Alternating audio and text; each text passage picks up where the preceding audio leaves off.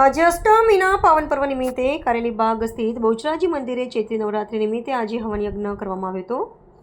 વડોદરાના કારેલીબાગ સ્થિત સુપ્રસિદ્ધ શ્રી બહુચરાજી મંદિર ખાતે ચૈત્રી નવરાત્રિની અત્યંત ભક્તિભાવપૂર્વક ઉજવણી કરવામાં આવી રહી છે। દેવસ્થાન ટ્રસ્ટ સંચાલિત આ મંદિરમાં દર વર્ષની જેમ આ વર્ષે પણ શ્રદ્ધાળુઓનો ભારે ધસારો જોવા મળી રહ્યો છે।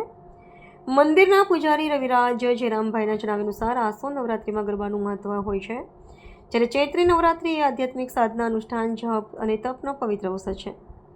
આ પર્વ નિમિત્તે મંદિરમાં વિશેષ ધાર્મિક વિધિઓનું આયોજન કરવામાં આવ્યું છે। નવરાત્રિના 8મા દિવસે એટલે કે મહાઅષ્ટમીના પાવન અવસરે મંદિરમાં ભવ્ય હવનનું આયોજન છે।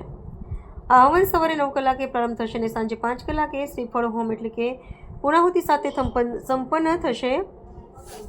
શ્રદ્ધાળુઓની સગવડતા માટે મંદિરના દ્વાર સવારે 6 કલાકે આરતી બાદ મંગલમય થાય છે।